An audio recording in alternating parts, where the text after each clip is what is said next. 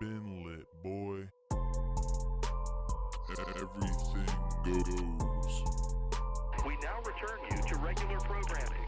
All right, welcome back, everybody. Today on the phone, we have joining us Hugh Jackson, NFL head coach. How you doing today, Hugh?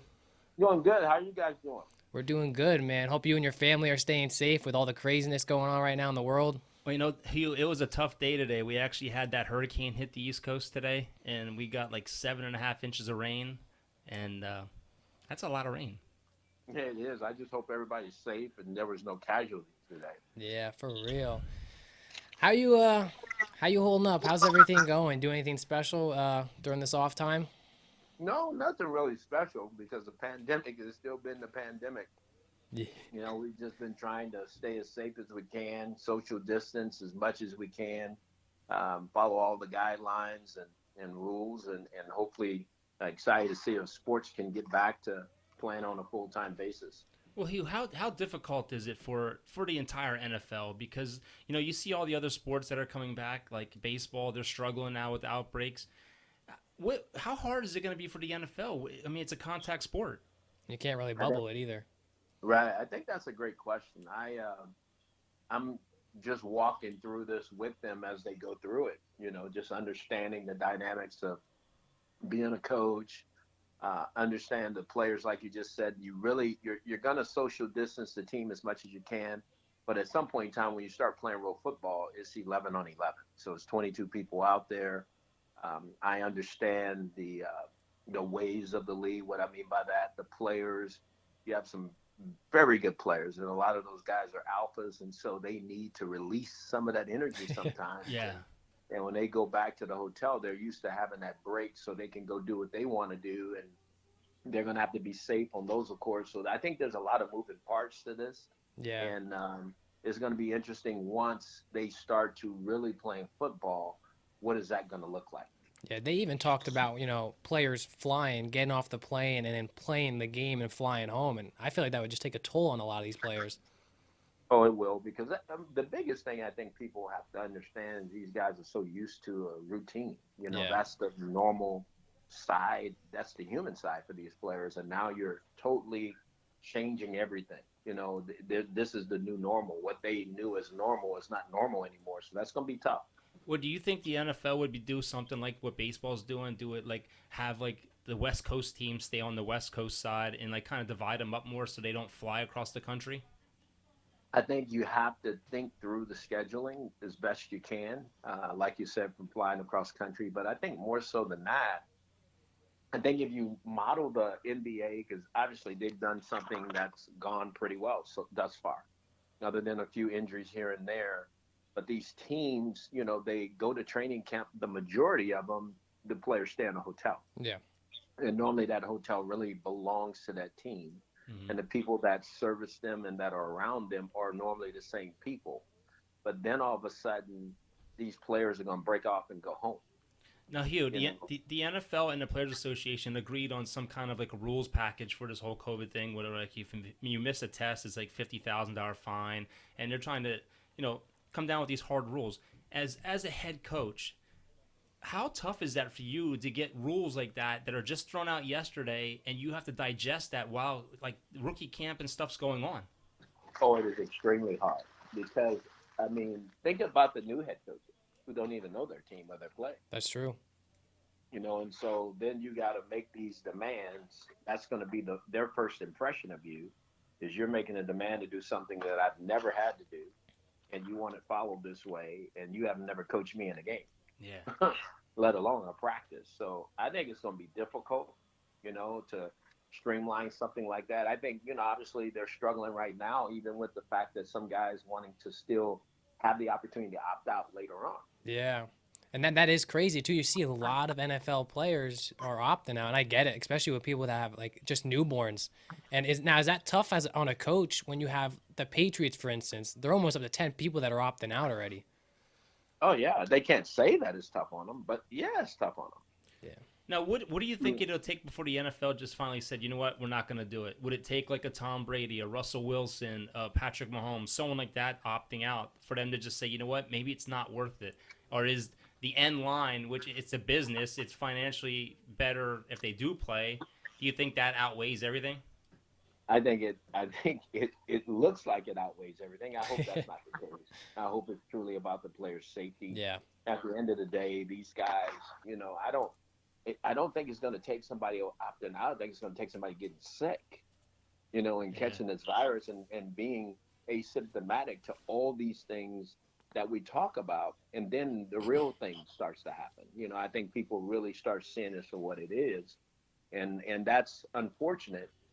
And I hate to say that, and I hate that any player is ever put in that situation, but that might be what it takes in order for everybody to say, wait a minute, we got to slow this down. Yeah, it's a real tough. I would not want to be the people in charge to figure out, how they're going to bubble, how this season's going to work, what they're going to take as far as precaution. It's a crazy thing that's going on in this world right now. Yeah. Well, the National Football League can't bubble. Yeah, I mean, it's what is like it- impossible. What is it, like 6,000 total people with all the teams combined or something like that? Yes. And then you take college football. They can't bubble, Yeah. Now let me ask you this, because you said college football. The Rock recently just, with a few people, bought the XFL. Do you think something like the XFL is a very smart move for college kids and also the NFL? It's almost like having a minor league system for the NFL. Right. No, I think it is. I think it's awesome. As long as they can create the right platform for players, where you can't start something and then don't finish it. And I understand the pandemic Yeah. stopped everything, but then all of a sudden the league is gone. So everybody's looking at that with a very curious eye as to how far can this XFL go. And I know it's Rock, but at the same time, they just had a guy that had more money than Rock. Yeah, That's true. true. The XFL. So I think it's going to be concerning Well, moving forward. let me ask you this, Hugh. I mean, you see now in college basketball, kids that are going into college, like the top 5 ranked kids in the country right now, just basically said, screw it, we're not going to go to college. We're going to go play in the G League and make over $100,000 a year. If something like the XFL does get things together where there's a good backing, could you see kids like a Trevor Lawrence or someone like that saying, you know what, college football is up in the air, or even recruits coming in saying, I'm just going to bypass college, go play and get some kind of an income and use that as my platform for the NFL? Oh, absolutely. I think players like to play. I think we all know that. They want to showcase their talents and ability, and the league is all about finding the best players to showcase those talents and abilities. So if the XFL can come up with the right platform, the right environment for players to play, be paid, and to have a chance to look and to leave the XFL, go to the NFL, you can best believe they'll do it. Yeah. Now, Hugh, are you still looking to coach? Like, say if the XFL needs a coach. Absolutely. I'm gonna coach again. That's good to hear. I miss it. Yeah, I miss it wholeheartedly. Can't wait to get back and do it again, and excited about the opportunities that will be coming up after this year. Yeah. Now, how tough is it, Hugh, being the head coach? I mean, Tyler and I mean, we're couch fans. We sit and we like to yell and complain at the teams. But since we've been doing this podcast, we have a whole different view of players in general. That it's not just overpaid athletes. This is a business. I mean, we've learned about the combine, what goes on behind the scenes, the whole 9 yards. How tough is it being the head coach when everything is on your shoulders, even though a lot of it's not even your fault? It's hard. It's very hard. You just said it. And I think that's the thing that people don't understand. There's bosses to the bosses to the bosses. And more so than that, when you get in these situations as head coaches, the teams that really do well are the teams that have the same vision, they're aligned correctly, they collaborate together, they see things very similar, so they can have a chance to be successful. When those things don't work together, normally there's losing, and that's why you've seen so many losing organizations in the National Football League. It's all about people. If you got to put the right people in place, those people have to work together and function together to have a chance to have success. That's true. Now, obviously, being head coach is tough, but would you rather be a head coach right now or offensive coordinator in this league? Oh, I do either one. That's a blessing, honestly. Oh, yeah. No, there's no question in my mind that I can. I've done it, and I've done it at a high level. But obviously, when you don't win, people see that, as you just said. I mean, that's your resume, but it might not be the resume that you created, but it is on your record. That just comes with it. Now, would you ever coach in college, or would you want to stay in the NFL? Oh, no, I'd coach in college in the right situation. Oh, yeah. I mean, that college crowd, man, that's just – and I feel like I don't know, something about the college kids. I feel like I'm not saying NFL players don't give it their all, but something about the college kids. It's a great atmosphere. I think you can still mold college players. You know what I mean? Oh, yeah, absolutely. And those college players are still trying to get to the National Football League. It's going to be interesting once these college players start getting paid. What is that going to look like? Yeah. Now, I want to ask you about the Cleveland Browns because I mean, this is my personal opinion. I don't know much about football, like as far as between the lines and stuff like that with the business part of it. I don't think you got a fair shake in Cleveland because Cleveland was going through like a total rebuild. You know, you had a lot of distraction there with the hard knocks. You had a quarterback who just dominated college football coming in. I mean, there's so much different things going on. It had to be tough for you. I was, but that's part of it. That comes with it, and you do the best you can, and you just keep moving forward. Now, was there a little bit of pressure with Hard Knocks? With how many? I mean, I know you have cameras on you a lot, but I mean, there was a lot of cameras, a lot of interviews, a lot of people hearing what you guys had to say during practices. Does that put a little pressure on you? No, I wanted that pressure because to me, we were a loss-averse organization. We were our organization that hadn't won prior to me even coming there. We didn't win when I was there, so I wanted the spotlight on the team in order to force them to be at their best because nobody wants to be embarrassed when they're in the spotlight like that. So that didn't bother me. I did it for a strategic reason, and I don't worry about what was said about Hard Knocks. I really believe if we didn't do it, we wouldn't be as close as we were early in the year. I mean, we were in 4 overtime games. Yeah. We should have won the opening game of the year, and we didn't. We tied Pittsburgh the opening game. So if we win that game, I think it's a lot different feel for the team because the confidence would have been high. It was a division game. And then you turn a couple of those overtime games around a different way, and you're off and running. And now when you look at the Cleveland Browns from 5 years ago, even 10 years ago, the team that they have right now, do you think that team is suitable for a playoff run? Oh, absolutely. They're as talented. They have as much talent as anybody in the AFC North. Yeah. You know, I'd agree. obviously people will talk about Baltimore. Baltimore is as good as anybody. I think we all respect that. With Ben coming back, Pittsburgh's defense was one of the best last year, so they'll be really good. But when you look at Cleveland, you look at the receivers, there's not a better receiver group. There's not a better running back group. The offensive line has now been improved. Myles Garrett is as good as any rusher in that division. Oh, yeah, he dominates. They have good corners. They got young, good, talented corners. So they have as much talent. Now, how fast can they come together and play as a football team, not having an off season? That's going to be the $1 million question. Yeah. Now, Hugh, as far as a head coach goes, how much power do you have as far as like the roster and stuff like that? Like if you want to make a quarterback decision, do you have to get the approval of the GM or the owner? Or like if you feel like it's time for a change, you can make that yourself? No, that is definitely an organizational decision. Okay. You know, you can't just do it yourself. And some people are set up where they can do it themselves. And most people are not, I should say. I mean, because, again, the GM, he goes and picks the player. And to me, that's where all the problems start to flow, as I said earlier. If one guy believes, the GM believes this is the way you should win, but the head coach believes this is the way you should win, you already got a clash of ideas of how this is going to work. And then don't throw an owner in there who might think he knows how to win. Now you got a big problem. Yeah, because, like, I coached baseball for, like, 20 years, and I didn't coach college or pro, but I watched the pro game and I'm like, man, you see those guys not running things out, I would want to bench them, but I guess you can't bench a $30 million guy. I guess it wouldn't look good for TV and stuff. Sometimes you need to though. Yeah. I mean, that's the entitled player in the National Football League is a problem. Yeah. And that I think we all respect that and understand that, but at the same time, those things do happen. And when they do happen, you have to be able to respond to it. Yeah, absolutely. Now, with a season that possibly might not even have fans, how much of an impact do you think that will have on these clubs? Some teams, fuel off the momentum of the fans. Especially, I'm a Saints fan. Think about the Dome, how loud the Dome is. You just said it. I think it's going to make a tremendous impact.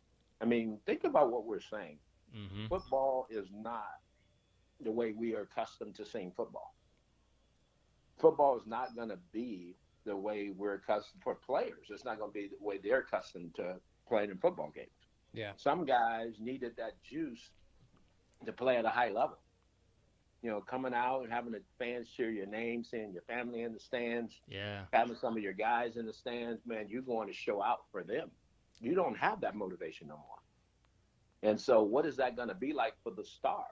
It's gonna be crazy. That are used to playing really good. That's the human side of it that I don't think nobody's ever really thought about. And that's crazy because you think about the Saints, the Seahawks, I wonder- the Chiefs. Like those are teams that their crowd is an impact to the game. I mean, you look at these teams, the offenses can't hear each other. Like I that's wonder it's if they're huge. allowed to be pumping in like crowd noise in the stadium, Like since- baseball. Yeah, like if they would be allowed to do that, knowing that They're it's gonna- typically loud there. They probably will, but there's nothing like the human experience. Yeah, I bet. We've all been to those games. When you're playing on the road and you're going to play in a loud stadium, we pumped in, the crowd noise or music, whatever that is, to simulate what it could be like. But players know. You're not going to fool these guys. They know who's in the stands when they walk out. Yeah. Well, Hugh, what do you think of the nature of the game right now? I mean, the way it's going, it's designed mostly now for an offensive exploding team. I mean, defensively, it's tough to even play defense anymore. And what do you think of the way the rosters and the contracts are going for some of these players, the way it's going? Well, I love to be Patrick Mahomes right now. Oh, Oh, yeah. God, yeah. Especially No, owning some of the Royals too. Oh, absolutely. Well, it's what it is. When I say that, the salaries are going up every year. I think we all recognize that because the TV money is going up. Yeah. The tickets are going up. Everything's happening. So I get that and understand that. I think anytime a player like Patrick Mahomes can play at such a high level above everybody else, they should be rewarded. Yeah. There's no question about that, because this sport is a tough sport. You can be up 1 minute and you could be out the next, from an injury or anything. Yeah. So I'm all for those guys getting paid. I'm also for coaches getting paid too, because they deserve Absolutely. it as well. Well, there's rumors about next year that the salary cap might actually go down next year, and they're saying that there's teams like the Eagles that might be $90 million over the cap. They're talking about the Atlanta Falcons and the Saints being in trouble. Is there going to be a fire sale of free agents next year if people have to dump players? Absolutely. But that's what's unfortunate, because why? Yeah. I mean, because no fans this year, I get it. So the NFL needs to come off of all that other money that they have sitting in those coffers and keep this thing going, because that's what it is. I mean, nobody planned for the pandemic to happen, but at the same time it has. And these players are going to go out there and they're going to bust their butt for their teams, for their organizations, for themselves, for their brand. And now you're telling them a year from now, you might end up on a different team just because of something that happened that was out of their control. That's crazy. Now, my last question for you, Hugh, is you think about the pandemic right now, how difficult is it for GMs and coaches, like and free agents like Cam Newton and Clowney and these players that you can't necessarily go, have a training session with or a physical? Like, how difficult is that to want to sign someone like that? I mean, you looked how long it took for Cam to get signed. Right. I don't think it's hard for the proven guy. The guy who has videotape in the National Football League playing at a high level.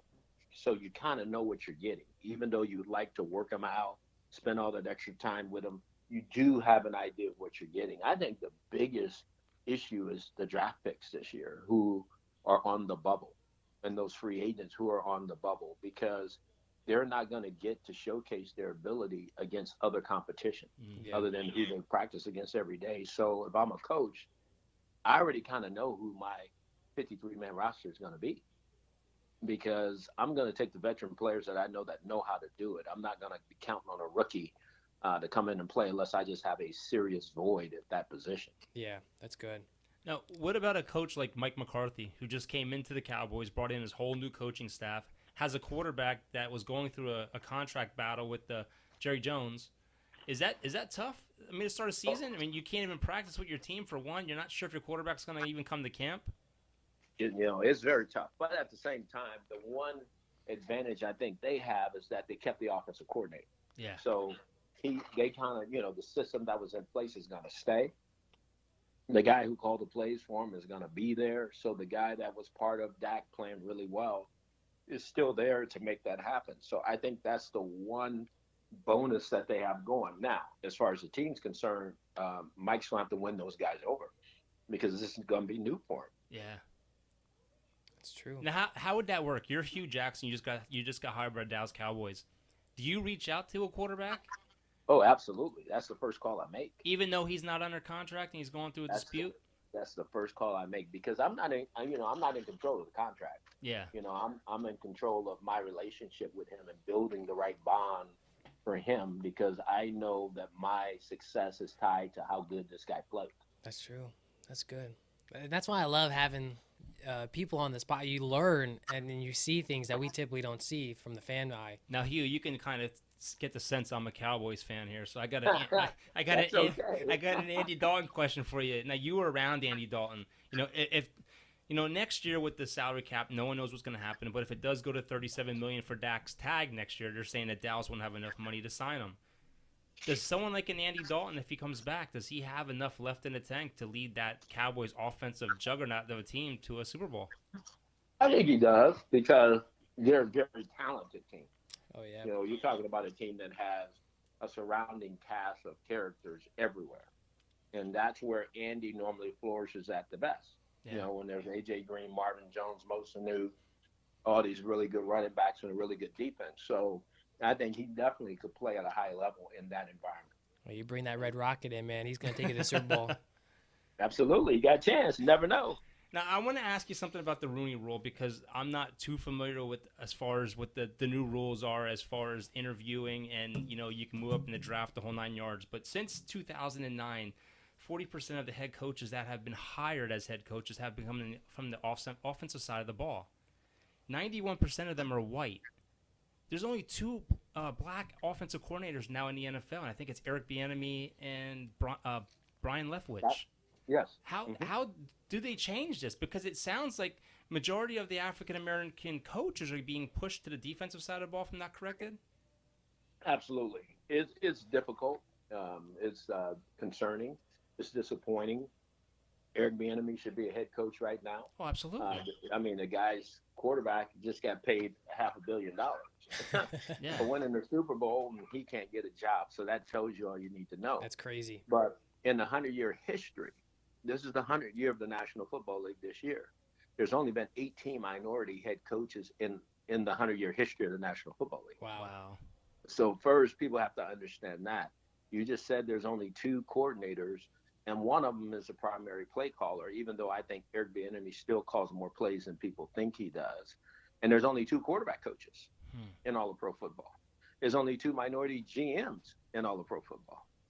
So that's a huge problem. And you said pushing people to different positions. And because I use this term all the time because that's what normal is. Normal is not a minority coaching quarterbacks. It's not a minority being an offensive coordinator. It's not a minority being a head coach. If I can tell you there's only been 18 in a 100-year history. That's crazy. So that should tell you something right there that there's a problem. That's sad. But why is that? Is it that some good players that retire from the sport aren't interested in coming back and being coaches? Like, would you Patrick Mahomes, if he ends up retiring and he gets $500 million, do you think he would come back to do the grind of being a coach? Maybe, maybe not. But there's others who do, accept the grind. Yeah. There's others that are out there right now who are ready for the opportunity. They just can't get it. That's crazy. When you watch a guy, and nothing against the coach that's at the Cardinals coming from Texas Tech to USC, but that doesn't happen for a minority coach. You just watch the coach that's at the Panthers now. Not only did he come, then he brings the coordinator from LSU. So you take the young man who's the coordinator at Clemson. He's won 2 national championships. And he can't go pick what team he wants to go be coordinator at. So that's difficult, and that's what's hard. That's frustrating. That's really frustrating. Now, do you happen to know by chance the numbers in college sports as far as coaches, or no? Yeah, there's 14 minority head coaches. There's 7, and there's more schools. There's 7 offensive coordinators. There's 6 quarterback coaches. Let's see, wow. In college football. So that's what it's the same. It mirrors it mirrors NFL and college is really mirroring each other, and that's what's disappointing. But I will say again, because it's not normal. No, it's not normal to see it as minorities being in those leadership roles. And there's a That's lot, sad to and it hear. doesn't matter what color you are. There's a lot of talent out there, and Oh my gosh, yes. You gotta, I get so tired of hearing, people say, well, the owners got to get to know you, or you got to get That's to crap. know the owner. Yeah, hey, if the owners want to know you, they'll get to know. well, I was actually called racist because I told somebody I don't see people as color. I see them, as individuals. We're all equal, and I was called a racist for that. Absolutely. Yeah. And I'm not saying it's racism while I'm sitting on the sideline, but I mean, I went from when at Oakland, I was the head coach. We were 8-8. We had a top 10 offense. I had to go coach on defense in Cincinnati Yeah. for Marvin Lewis. Again, whatever the situation was in Cleveland didn't go as well, but there's a lot of coaches that came before me that coached in Cleveland, and it didn't work out. And they've gone on and kept coaching. I've had to sit on the sideline again, and that doesn't happen to all the others. And so that tells you right there, there's a problem. Especially with all your experience and your resume, like that's just sad to hear. Especially just hearing it from your side and seeing the details, it's terrible.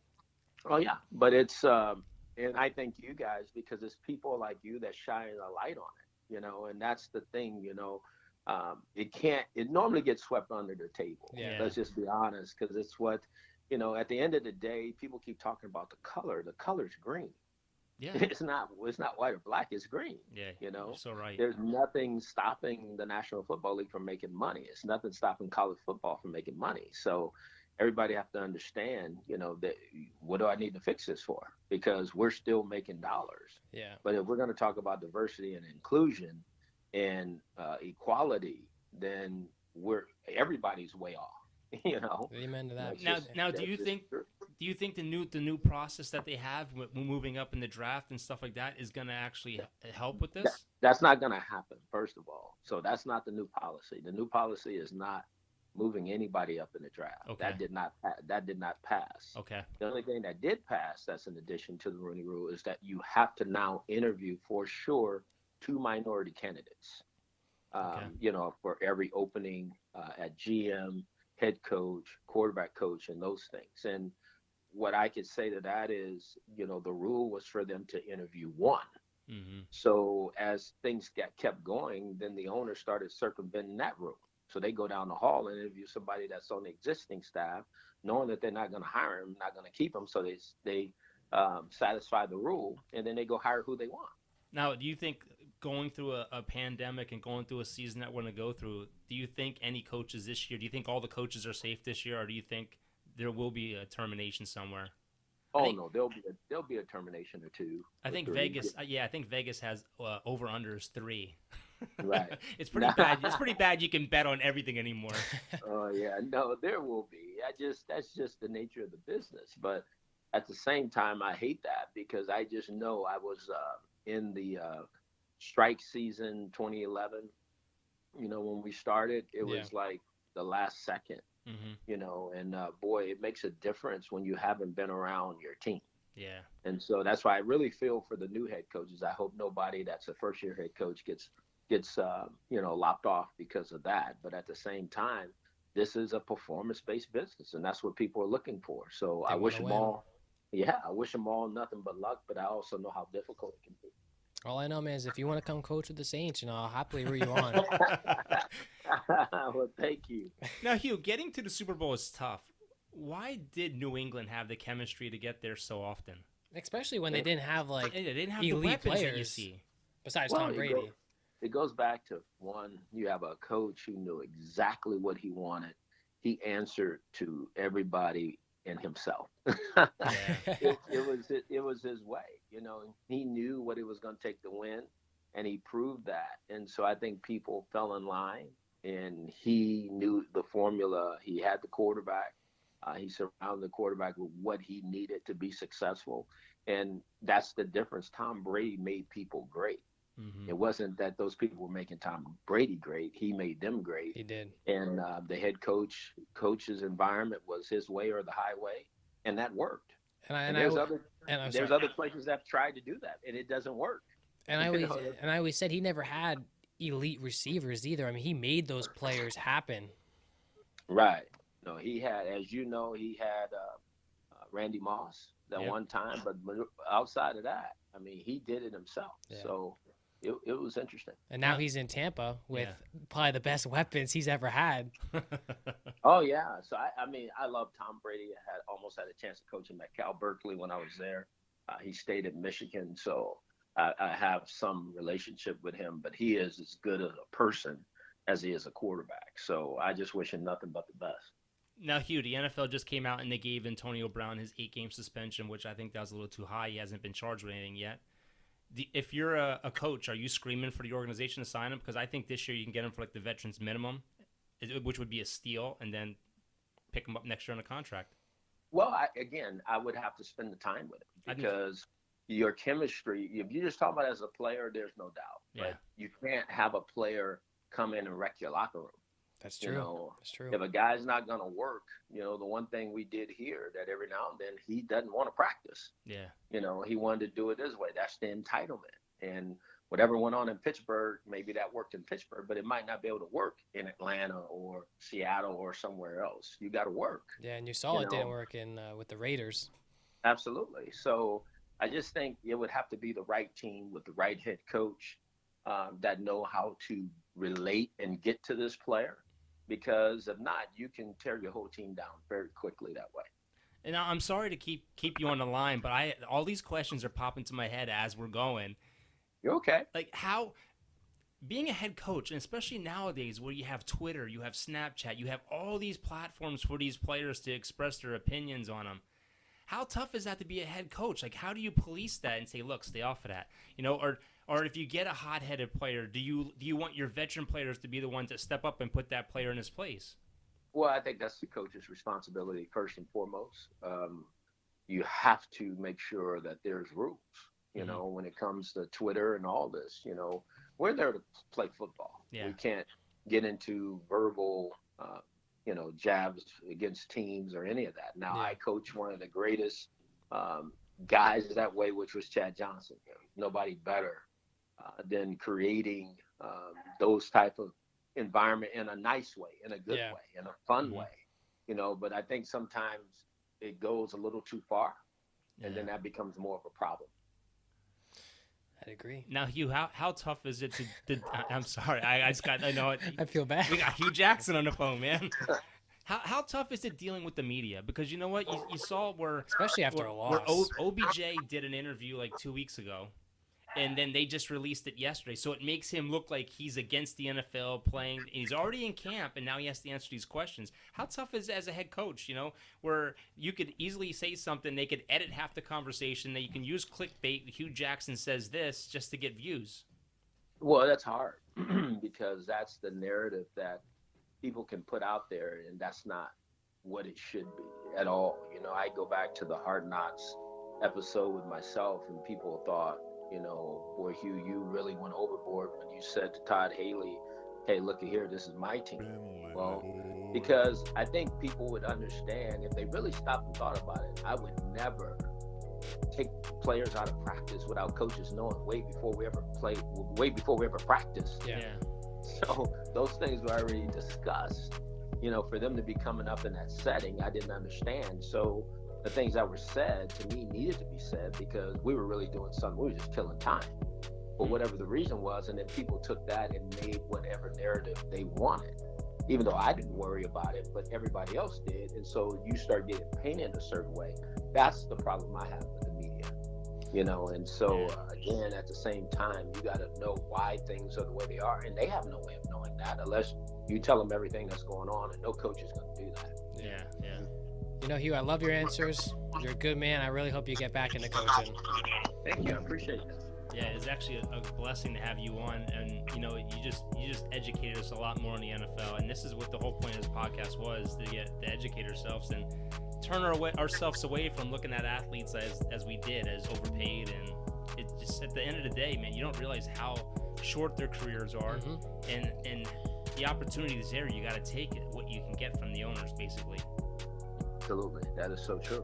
Hey, man, we thank you so much for calling in today. We'd love to have you on again sometime later down the line. Hope you stay safe from COVID and your family stays healthy and the NFL comes calling. Yeah, thank you, and the best to you and your dad, and keep doing great work as you guys are doing. And I know I appreciate it, And again, this is a great podcast. Thank you so very much, you. man. Have a great night. All right, you too. All right, God bless. Bye bye. Woo! Great podcast, man. That was Great. so good. That was so good. Some of the questions that we kept going into, like when you asked him, "Do you have the decision to pull a player?" He goes, "No." Well, some people do.